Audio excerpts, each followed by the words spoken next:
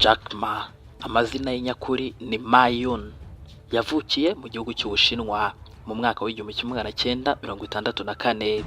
Yakuriye mu muryango woroheje cyane, aho ubuzima bwari bugoye.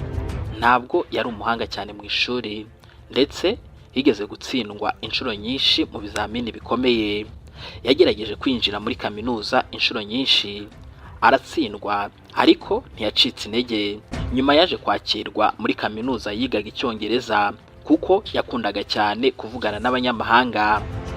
Ikaze mu kiganiro ubuzima bushoboka. Benshi twibaza uko byagenze ngo bagere ku gasongero, ariko turacukumbura tukamenya neza ibanga ibyamamare tuzi byakoresheje kugira ngo bagere ku gasongero, aho twese tubareba tukibaza uko byagenze ngo bagere aho ngaho.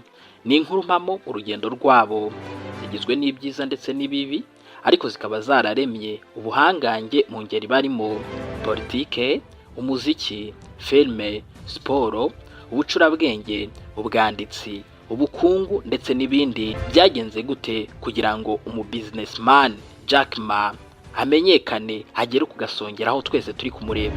Nibyo tugiye kurebera hamwe. Ni mu kiganiro ubuzima bushoboka. Mbaye ikaze. Mbere y'uko Jack Ma aba umuherwe, Jack Ma yabanje gukora imirimo iciriritse. Yigeze gusaba akazi inshuro zirenga 30 abyimwa, ndetse naho KFC ifunguriye imiryango muri China, abantu 24 basabye akazi, 23 barakabonye, we ntiyakabona. Ibi byose byamwigishije kwihangana ndetse no kudacika intege. Mu 1999, Jack Ma yatangije kompanyi ye yitwa Alibaba Group, ari kumwe n'inshuti ze mu nzu ye. Intego yari ugufasha abacuruzi bato kugera ku isoko mpuzamahanga bakoresheje interinete. Nubwo nta bumenyi yari afite mu by'ikoranabuhanga yigeze agira, yagize icyerekezo kinini, ubutwari bwo gutangira, ubushobozi bwo kuyobora abandi. Alibaba Group yaje gukura cyane, ibimwe mu bigo bikomeye cyane ku isi mu bucuruzi bwo kuri interinete. Jack Ma yabaye umwe mu bantu bakize cyane ku isi. Yarubahwaga cyane nk'ikirango cy'iterambere ry'ikoranabuhanga mu gihugu cy'Ubushinwa.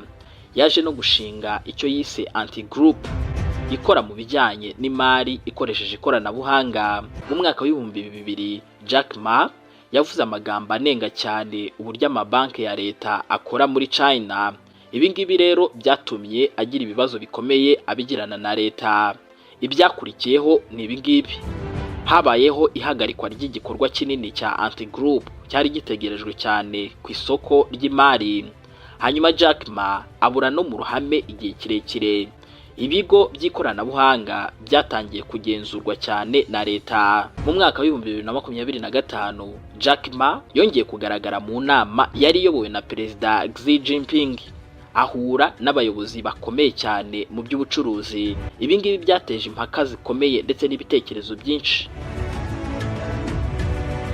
Isoko ry'imari stocks ryahise rizamuka cyane cyane irya Alibaba Group. Ibi byerekanye ko abashoramari bongeye kugirira icyizere ikoranabuhanga rya China.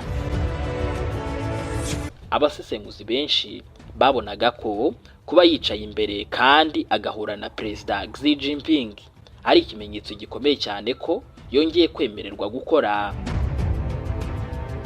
Gusa nubwo bimeze gutyo, ntagaragaruka neza 100%, kubera ko nubwo yagaragaye ntiyahawe ijambo. Ibi ngibi byerekanaga ko atarasubirana imbaraga nk'izo yari afite mbere.